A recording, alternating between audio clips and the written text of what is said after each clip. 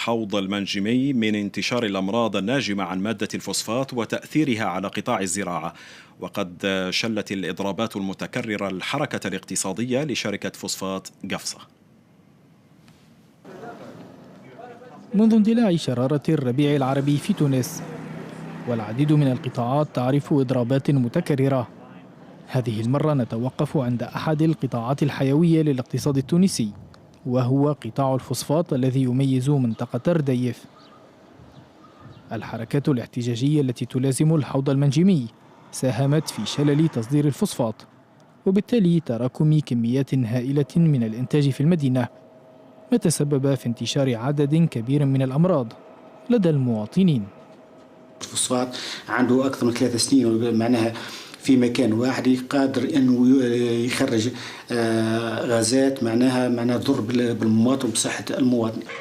وتعاني المنطقة كذلك من تدهور في بنيتها التحتية، وهو ما انعكس على قدرة المستشفيات في الاستجابة إلى طلبات المرضى.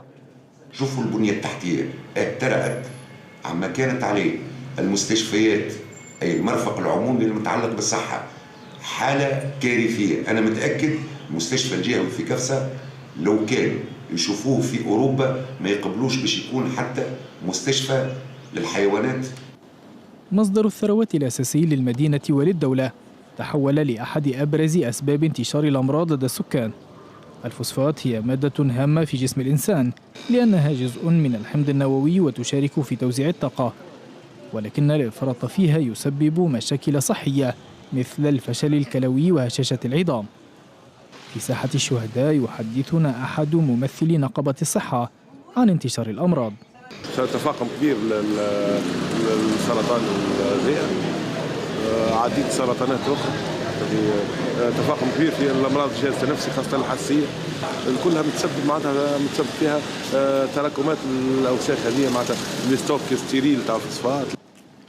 قفصة كبرى مدن الجنوب الغربي التونسي تعاني أيضا من شح كبير في المياه، شح يعود بالأساس إلى موقعها الجغرافي ومناخها الجاف، إضافة إلى استغلال شركة فوسفات قفصة لأكبر نسبة من مخزون مياه المدينة عند عملية معالجة الفوسفات، عملية تترك وراءها كمية من النفايات تحتوي على نسب عالية من المعادن الثقيلة مثل اليورانيوم، وهو ما يسبب تلوثا في المياه الجوفية والتي تؤثر مباشرة على السكان والنباتات، ناهيك عن نقص كبير في مياه الري بالنسبة للواحات والأشجار، وهو ما يهدد قطاع الزراعة.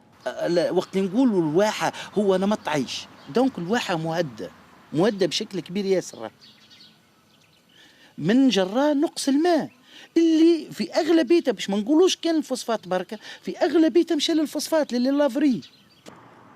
وفقد الاقتصاد التونسي قيمة 3000 مليون دينار من عائدات الفوسفات خلال السنوات الثلاث الأخيرة رغم ارتفاع الأسعار عالميا بحسب وزير الصناعة والطاقة والمناجم كمال بن ناصر. لكن المؤسف أنه على الرغم من الثروات الطبيعية لا تزال قفصة واحدة من أكثر المدن التونسية تهميشا.